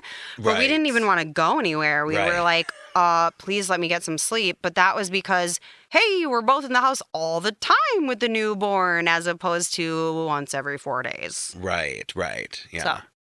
Yeah, that gift of Kody. And you know that Kody was spending more time at Robyn's than anywhere else.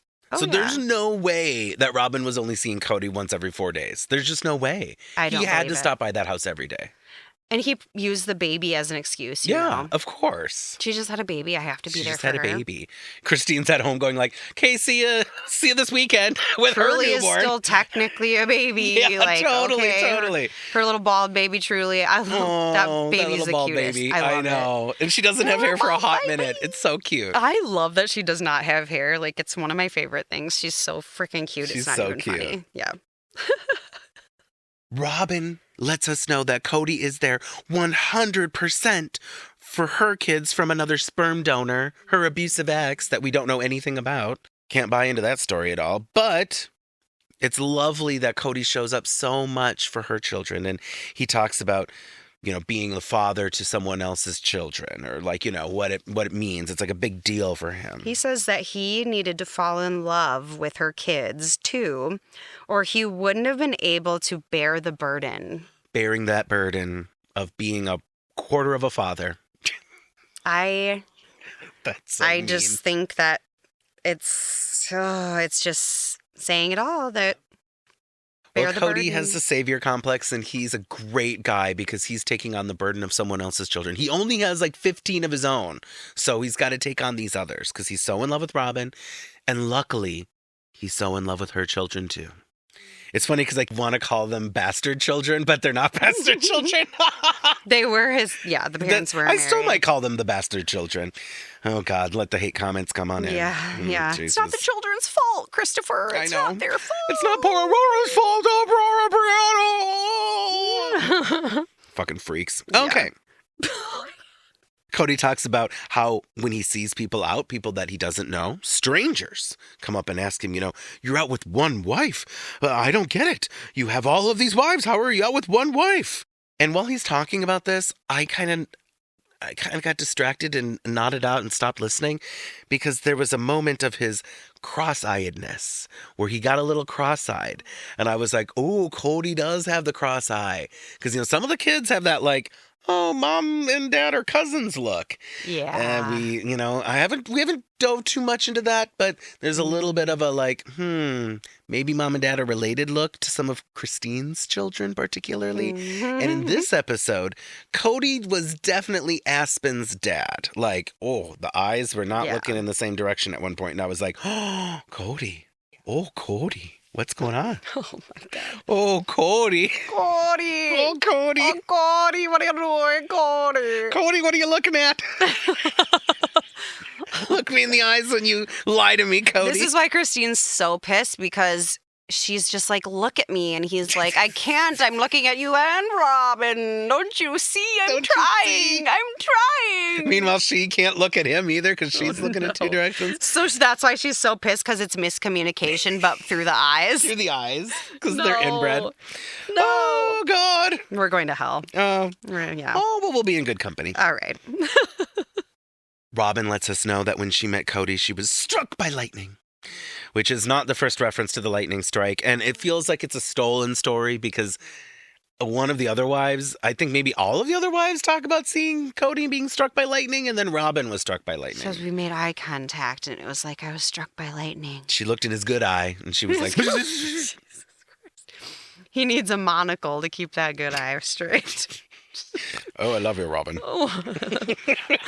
I just gotta tell you that I love you, Robyn. I love you very much. And of course, we need to get beat over the head again by how Meri really, really wanted Robyn to be part of their union. And it just makes me want to puke because it gives Kody all the leeway to be the little fucking man whore that he was, bringing Robyn in because, oh, Meri loved Robyn and Meri wanted us to be together. He uses the words, Meri was attracted to Robyn. In a sister-wife sense. And had him ask her to dance.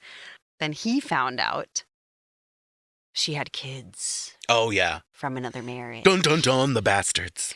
Those Yeah. bastard children, which are not bastards. How would you feel now, like, if you were one of those kids and it's like it's referenced so much that, like, oh, daddy didn't really want to be with mommy because of you, but he decided that he loved you, so now he is. Like, it's icky. Yeah, I know. I feel like, I don't know. For me, I'd probably just like water off a duck's back, but I don't know. Like, I don't know what it means to be a child in this situation at all. Like, I've got to give all of these kids that have grown up and made it through this shit some kudos. Because, like, what the fuck? Well, I mean, What do you even say? You're from the perfect family. Like, your parents are Well, still together. they're still together. You're like, I'm the perfect child. yes.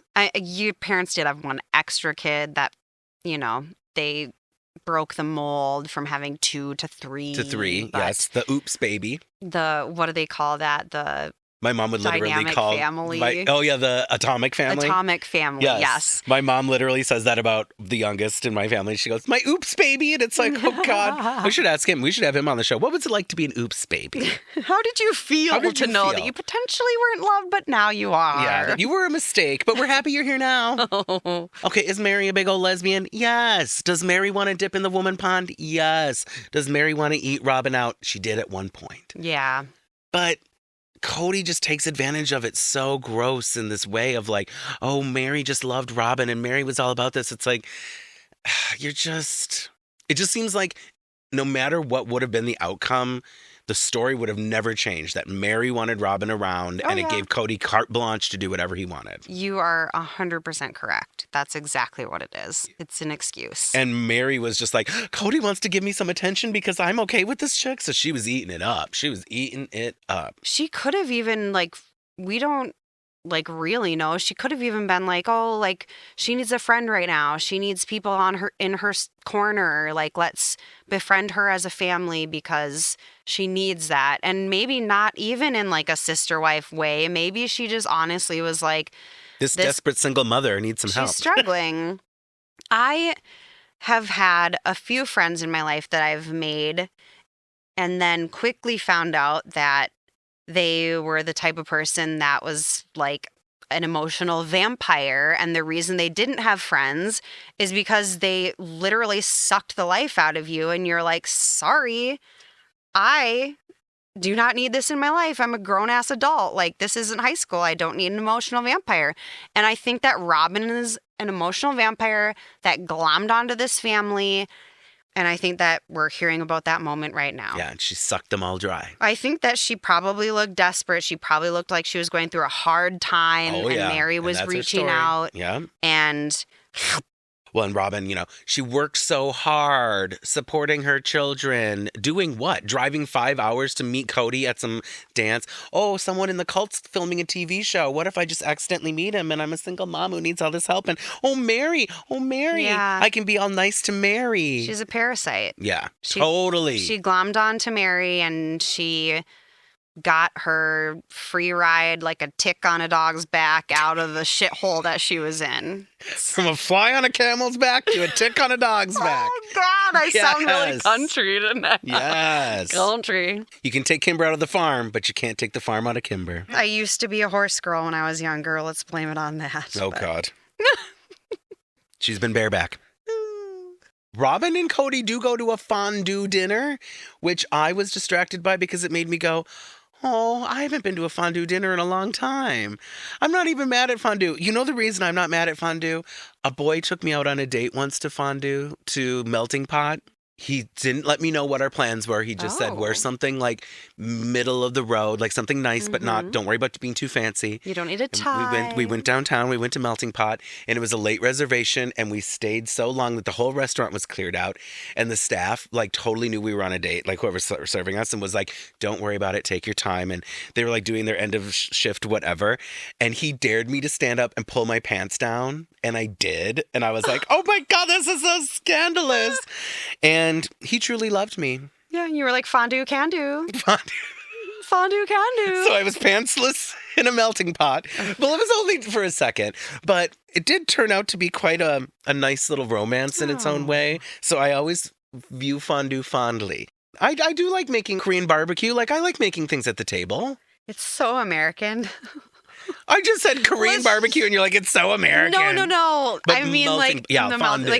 Let's stick all of our food in cheese and the cheese butter. But I'm not such a fan of. The oil, though, the meat and the oils, I like that. Okay. I could and just the be dessert completely in the naive chocolate. about this. I've never been. Strawberries in the melted chocolate. Girl. It's not bad. The only reason I say that is because it's a lush thing. Let's dip food in another food. Yeah. That's... It's kind of 70s or something. It's very, American throwback. I think it's 60s, 70s. You see at Goodwill a lot. Yes. The little pots. Well, you do. You love a Goodwill. I love a good Goodwill. Oh my God. I love it. You're gonna show up one of these days at home with a fondue pot for your husband. Now you brought it up. Oh. Guess what what if I we're just gonna pulled try? one out from under my seat right now and just elegantly presented it? Oh God. I'd be like, honey, there's no way to elegantly present a fondue pot. I beg to differ. We'll see. Robyn asks Kody if he's too old for more children. That was what she was wondering. Were you too old, Kody? I thought, are you too old for more children? Because it's not that you don't have the capacity for it, or you don't have the capability. Not that you don't have the love for it, or right. like, I forget what words she used, but it was basically, do you have like the capacity, like the time for it, not do you have the love for it to share? Because she knew he had the love. Because he was offended when she asked that question. Oh, God. How dare you? How dare you? I could have 74 children and I'd have enough love for all of them. Oh, but wait. Oh. Then she said, but you'll be 63 when Saul is 18. And when he graduates. Oh. Like, do I have the capacity? Mm-hmm. He was, I think, when he heard the numbers, like 63 and 18, because he can't probably do math on his own. Right. He heard the numbers and was like, oh, shit, yeah, you're right. Like, oh, I will be 63 one day. Scary.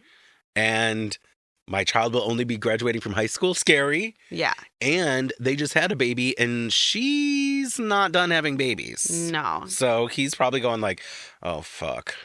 I also feel like it's a little weird because 63... Early 60s is an odd age in the sense of, is it too old to have kids graduating from high school? Like, I don't know. I kind of feel like when I was young, when friends had older parents, I would be a little jealous because I felt like they always got to be a little more spoiled and they got better stuff and they had better lives. I don't know. I had the opposite feeling. My mom had me when she was 33. And so I guess my mom was old for my friend group maybe, or my age group now. My mom was on the older side at the time. And I always felt like my friends with younger moms got to do more and got to have more fun. That could have been because of like our economic standing too. And as like a kid or a teenager, I didn't think of it that way. But I always was like, oh, I got fun young mom. Like, fun young mom, yes. I was thinking more like they got a good car. They got to go to the school they wanted. Like they had a little bit more. I'm thinking from the lens of privilege, so that's not Well, I'll fun. tell you, as someone that had the older parents in her grade, I definitely didn't get any of that shit, but that's economic. You didn't have a rust rose gold colored coppered convertible to get you... No, and at that age, I probably would have loved it. I know, right? I would have been okay with it. While they're at this dinner, which totally feels fake and staged and stupid. The whole thing feels just ridiculous. Yeah. And Robyn suggests that maybe they call Maddie, who's watching the kids, to see if she can watch the children for longer so they could potentially hit up a movie. And I was like, this is so fake. The whole thing was so fake. Did we mention they have the baby with them this whole time? No, Saul is with them. Shit, we didn't even mention that. No. They have the baby at the restaurant with them, and then she suggests a movie after Kody says, oh, the night's young. Yeah. She goes, well, maybe we could go to a movie. Babies in the movie theaters, fuck right off. So fake. Yeah. So fake. The whole scene is fake. Oh, I've been to a movie once that someone had brought a baby into, and I was a teenager, and it was a Star Wars movie, and I'm a huge Star Wars fan, and I was so pissed. I was like, shut that baby up. Shut that baby up. Shut that baby up. She's like, we're going to the 9:30 screening of blah, blah, blah, and we're bringing our newborn in a, like, travel bassinet. Like, Jesus Christ, woman. This whole thing was fake. It was so fake. Even when they're sitting at dinner, it was like, God, did they, like, rent out part of the restaurant for this? Like, it just didn't even feel real. The whole thing felt super staged. Of course, all of their dates feel staged. They're all for production. Yeah. But this one felt very like, oh my God. But I guess it is just two people sitting at a table talking about, nothing. But this goes back to, like, what I was saying at the beginning, that this is only episode 2 of the season, and we're seeing a huge lifestyle change for them right now. Right, yes. New car, helicopter rides, and what's about to happen in the next scene. Yes, going out to fancy dinners. Yep. This is not stuff that they were doing before when they were living on, probably on government programs. They were crunching numbers before. Yeah, Janelle was literally crunching numbers. We can't buy a new sleeping bag. The car being a bonus from his job. Do you not buy it? I don't buy it for a minute unless he works for Mary Kay.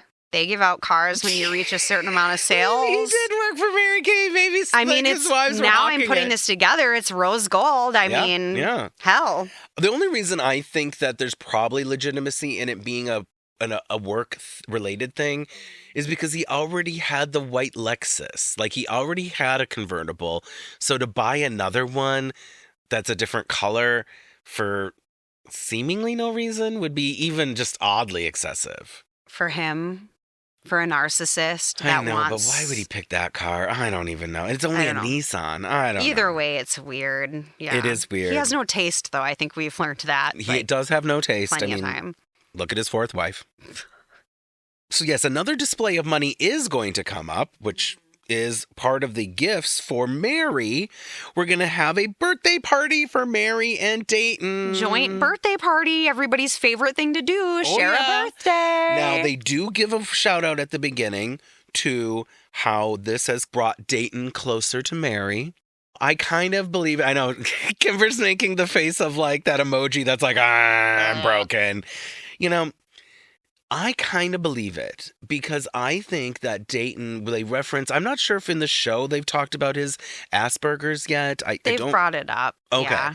And, you know, there's some assimilation issues with the other boys and like him getting along. That's right, because Peyton walks with him now to school on the bus. Like they've talked about some stuff with him being treated like an outsider, being perceived as an outsider, and maybe acting as an outsider.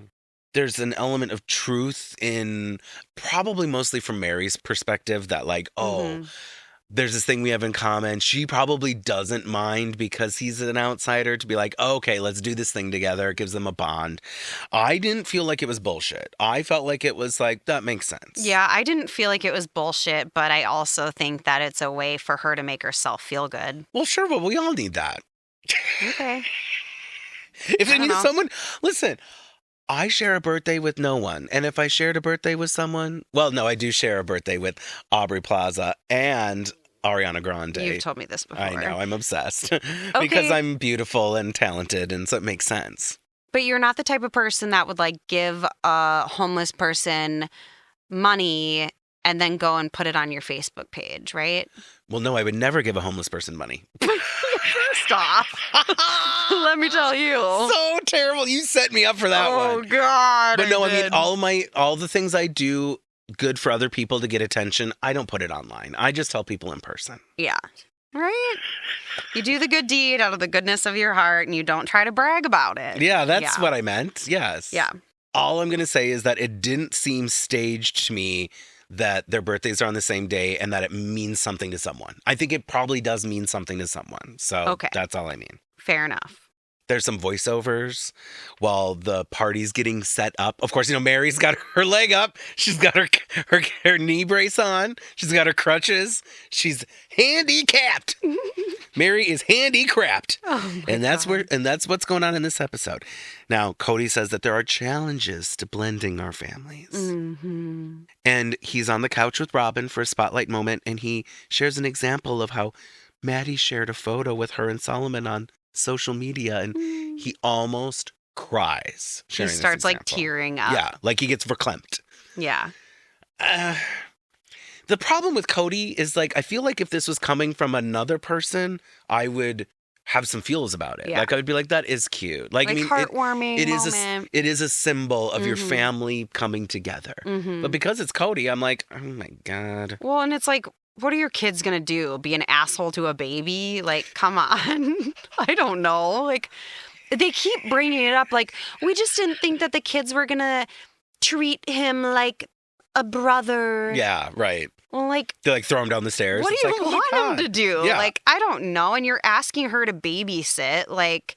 Most teenage girls are probably going to post a photo of their new stepbrother, their half-brother, their true brother, whatever the situation is, on their socials being like, hey, baby brother. Like, it's not exactly the most moving thing. Once again, if it was in my family, I would probably find it to be touching. It's just that it's Kody, so I don't. Right.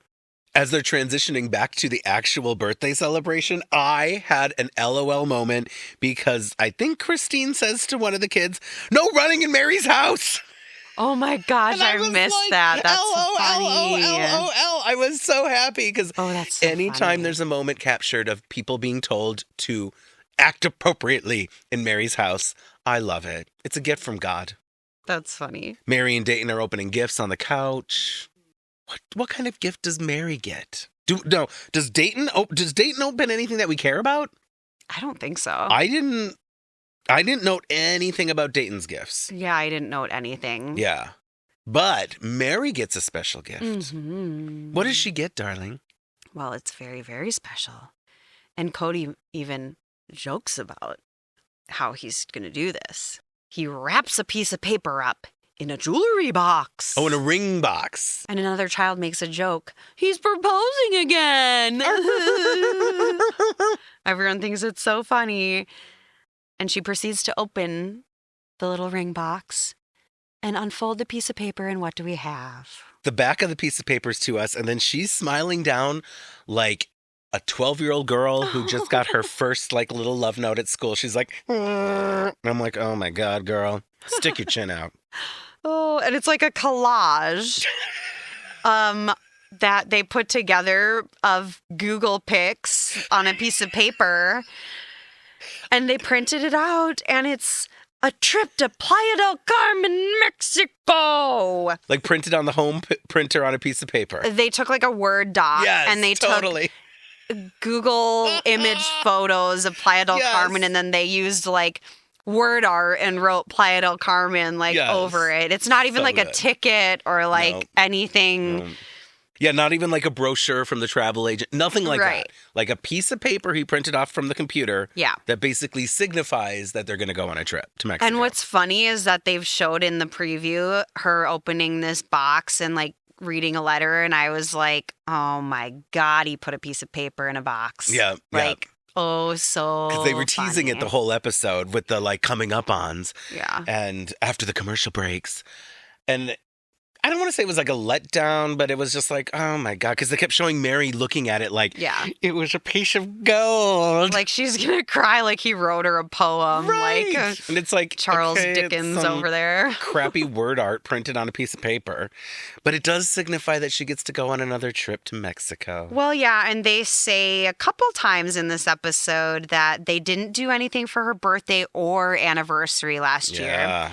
And as Christine lovingly pointed out, they haven't gone anywhere Anywhere. together lately. Kody's just been ignoring you, Meri. They haven't even left the state together in the last year. It seems like Kody's been avoiding you at any cost, Meri. Oh, yeah. Oh, God. And then Mary's like, I know. Why do you think I've pretended to have my knee pop out of place? Oh, geez. They need some attention. Oh, boy. And then she got the trip to Mexico. See, it's Yeah. all working out in Mary's favor. After we are given this touching moment of Meri unfolding a piece of paper, Oh, God. we cut to Meri and Dayton blowing out the candles on a cake together. And this moment was cute. They were both blowing out the candles on the cake, and it was cute. Yes. It was cute. I gotta give them a moment here. That was cute. If you're gonna share a birthday, you better both blow your spit all over the same cake. You know, that's what I always and say. then share it with the rest of the family. I know, because Mary's so old. There's so many candles. Right? And her dentures fell out and everything on the cake. Like, God There's damn. just like Dayton's turning however old he's 13, let's say. And then Okay. Mary's turning 74. So there's 123 candles on this cake. And they do manage to blow them all out. But then like to pull all of those candles out of that cake and cut it up for the like 75 All the members of their frosting's family. like missing at that Yeah, point. like everyone's like, I got 2 bites of cake with half an inch of frosting. Like, What if oh there my was like a God. candle left and it was a trick candle and Kody goes, surprise, fifth wife coming in. You didn't blow out that last one. You have a girlfriend. Meri." Surprise! We got another girlfriend for Meri. Oh my God. Ridiculous. I would have died. Thank you for that Sorry. bizarre hypothetical. Another imaginary moment in this episode. Kody's trick candle.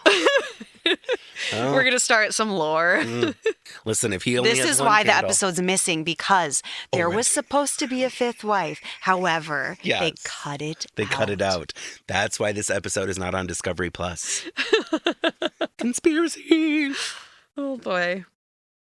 So to wrap up the episode, all the adults are on the couch. Meri's there with her knee brace and her crutches. Elevated by her 500 presents. Yeah.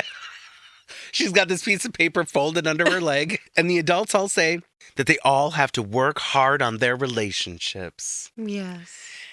And that's the end of the episode. Ba-dun-dun-dun-dun-dun. And so, another lovely episode from the Brown family. I really feel like I learned a lot. So much. I feel like I also didn't learn anything. So, yeah, well, we have a complicated relationship with the Browns. very complicated. Now, honey, the time has come for you to lip sync for your life. For your life.